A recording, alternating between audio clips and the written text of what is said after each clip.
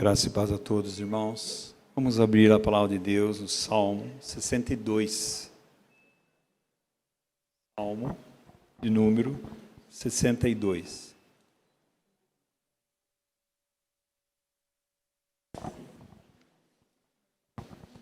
É uma exortação à confiança no Deus vivo. É um salmo tremendo para nossas vidas, onde conclama que nós nos apeguemos, nos firmemos nas verdades do nosso Deus, nosso Pai, nosso Senhor Salvador Jesus Cristo, no poder do Espírito Santo de Deus. Então vamos orar pedindo a direção de Deus, que Deus ilumine os olhos dos nossos corações e nós possamos realmente contemplar a beleza de Deus. Obrigado, já está aqui.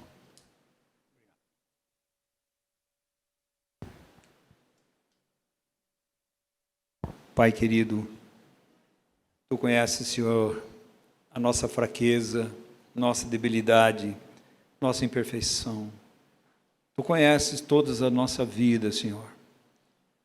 Jamais poderemos esconder de Ti. Se vamos no fundo do abismo, Tu lá estás. Se nós vamos nas maiores alturas, lá Tu estás também. Para o Senhor, dia e noite, o Senhor está em todos os lugares. Por isso nós colocamos diante de Ti, Senhor, que o Senhor venha nos revelar mais esse Deus vivo, presente, esse Deus que é a nossa esperança. Que possamos ser exortados, encorajados, advertidos, para que nós nos apeguemos mais a Ti, Senhor. Abre os nossos ouvidos, destranca, Senhor, os nossos ouvidos, unge os nossos olhos e quebranta os nossos corações, que possamos ouvir a Tua voz e que ela possa flechar poderosamente os nossos corações e que haja, Senhor, um arrependimento, quebrantamento, consagração, santificação diante de Ti, Senhor. Nós clamamos no nome precioso e maravilhoso do nosso Senhor Salvador Jesus Cristo. Amém. Irmãos, hoje à tarde nós tivemos o sepultamento do nosso irmão, qual é o nome dele? Rezende. Acho que poucos conheceram aqui o irmão Rezende, né? Mas o irmão Rezende, ele veio da igreja menonita. A igreja menonita, ela é forte no Rio Grande do Sul, Paraná. E várias vezes ele esteve aqui conosco.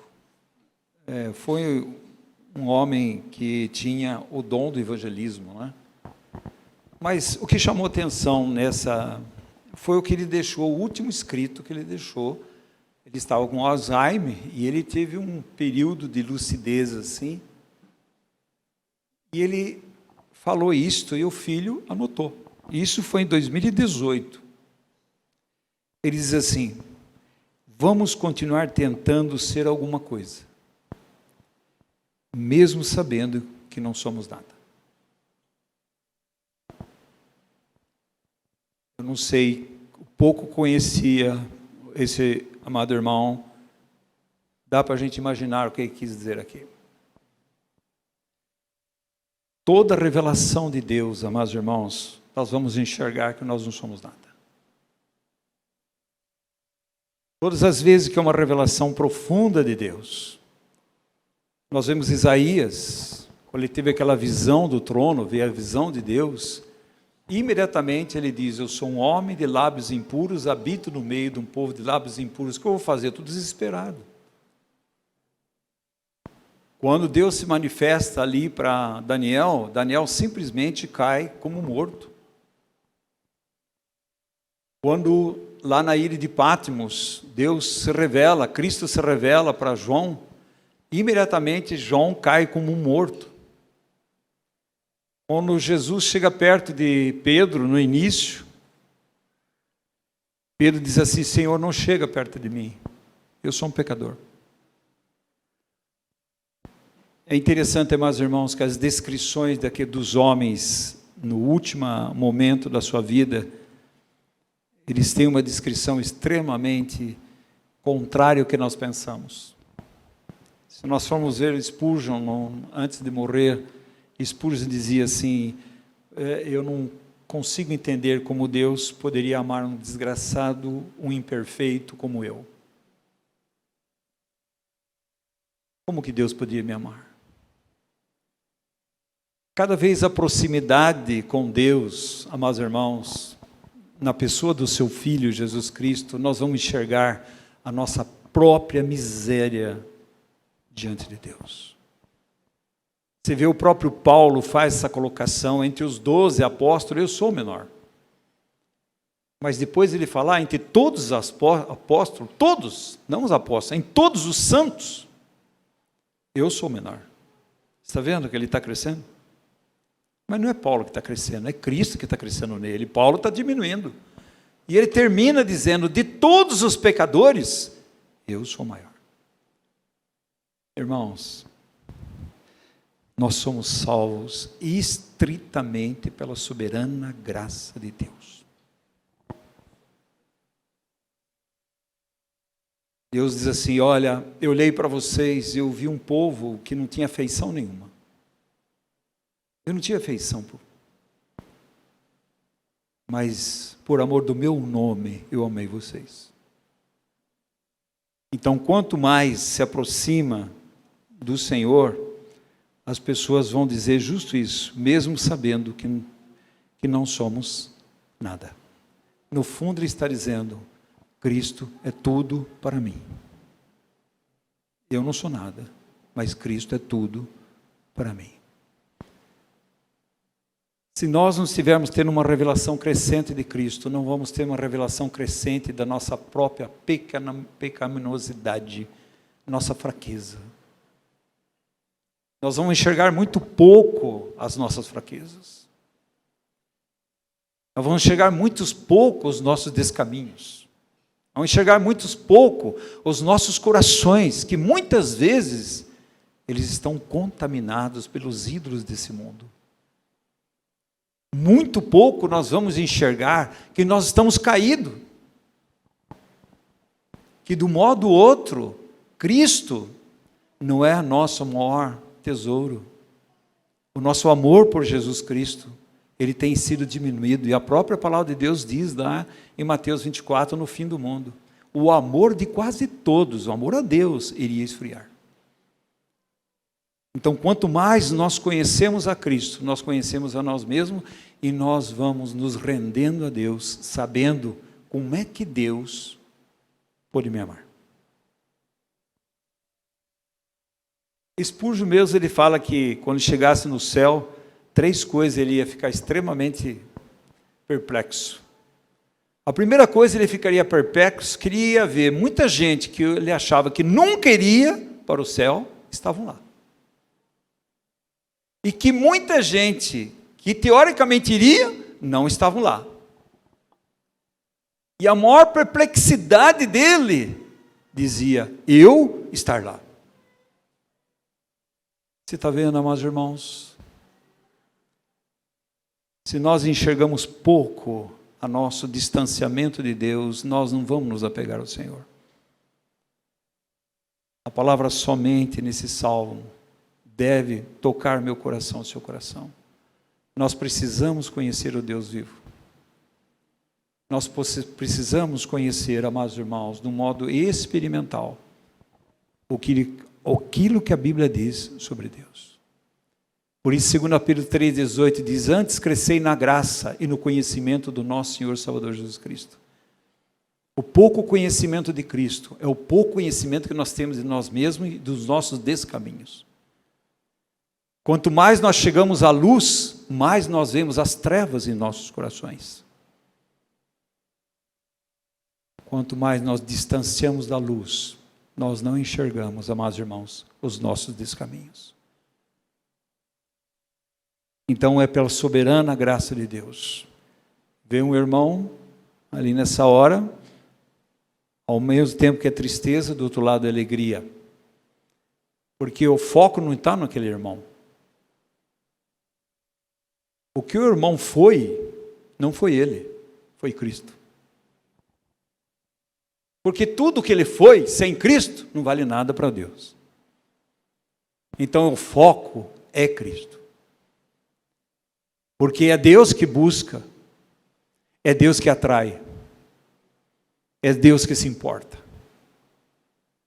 Eu fujo dele, mas ele me busca. Eu não quero ele, mas ele me ama. Eu posso desistir dele, não desiste de mim. Porque Deus é aquele que ele diz que ele é. Nós precisamos, amados irmãos, ter uma revelação crescente do nosso Deus através de Jesus Cristo. E algumas coisas nós tiramos desse salmo aqui, amados irmãos.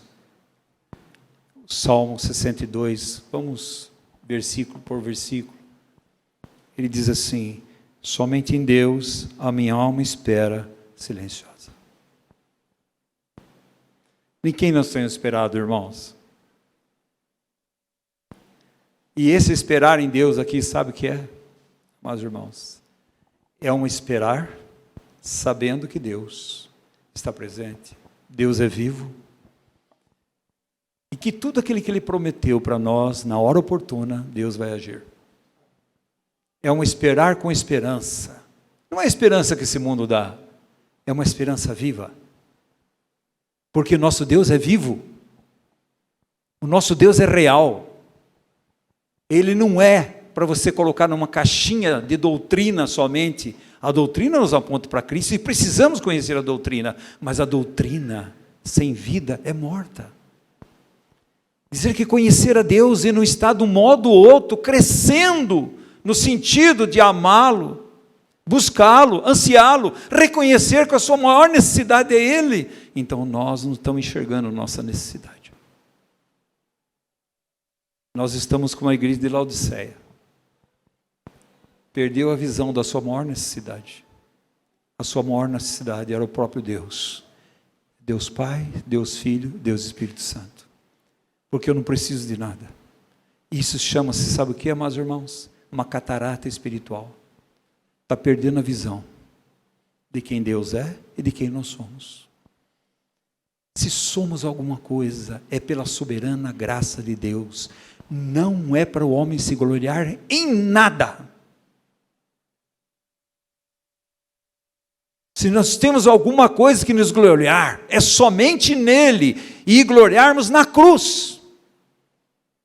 Porque nela o mundo está crucificado para mim e eu estou crucificado para o mundo.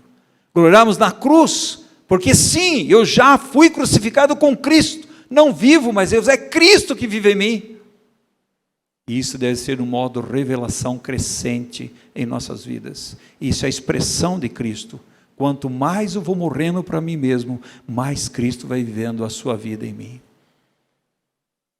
Nós precisamos ganhar, amados irmãos, um conhecimento de Deus. Nós podemos andar como Filipe com Jesus, andou com Jesus 3 anos e meio, está no final da vida, final da sua carreira.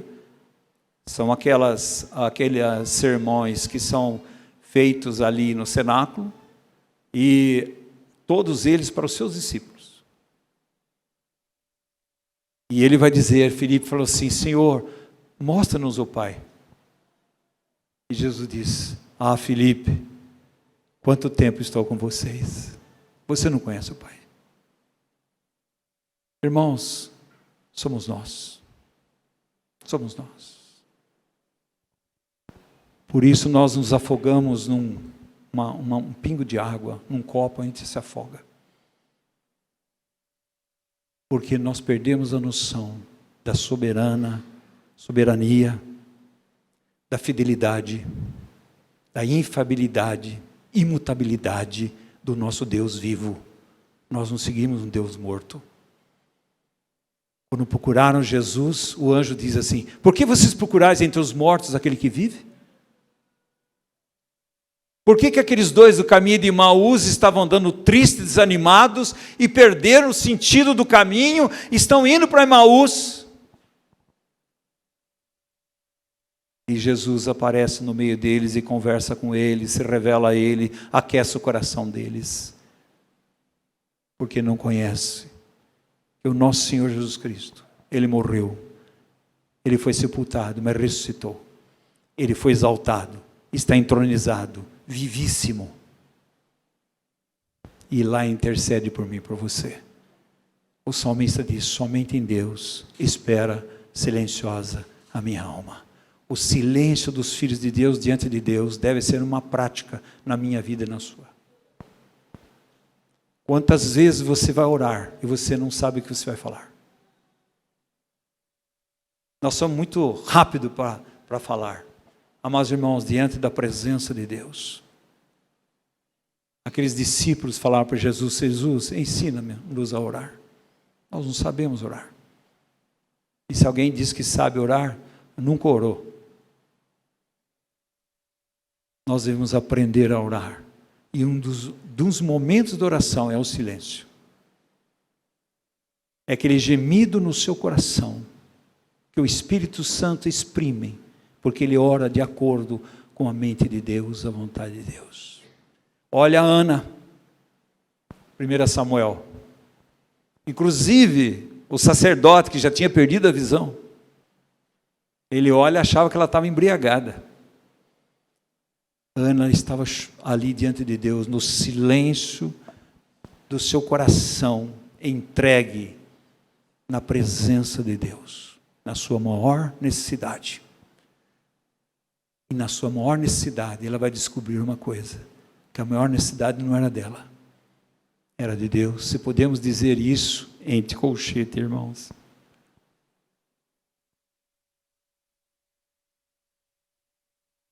Ele é o Senhor no tempo.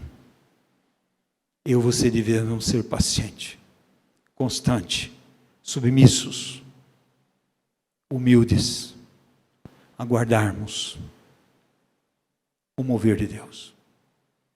Porque Deus está se movendo. Quantas coisas, amados irmãos, nós não estamos nem percebendo, mas Deus está se movendo. E nós perdemos o tempo, distrações de ouvir a voz de Deus. Deus sempre falou e continua falando. Deus falou aos pais através dos profetas de várias maneiras. Hoje, fala no Filho. O Filho é a voz de Deus. E a voz do Filho é o Espírito Santo que comunica a nós. Por isso você vai ver lá Apocalipse 3 e 4, 7 igrejas diz: ouça que o Espírito diz à igreja. Mas nós estamos tão ocupados, nós estamos tão preocupados, nós estamos tão atarefados, que não há tempo para ouvir o que Deus está falando. Os nossos ouvidos, as nossas mentes, os nossos corações estão ocupados com tantas coisas, como Maria, como Marta. Não dá tempo para ouvir Jesus. Por isso, amados irmãos, nossa alma é atribulada. E não tem descanso para a nossa alma. A nossa alma fala das nossas afeições, do nosso coração, fala da nossa mente e fala da nossa vontade. As nossas afeições erradas. Olha esse cântico. Aviva, Senhor, a tua obra.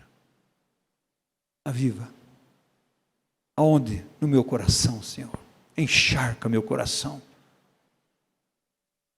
É uma oração de um desespero, de uma ânsia, de uma necessidade do próprio Deus.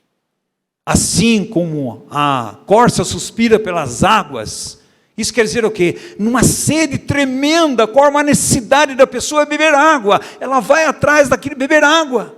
Ele está dizendo: a minha alma tem sede de Deus vivo, não é um Deus morto. O salmista Davi, e aqui também Davi está falando. E ele diz assim: dele vem a minha salvação.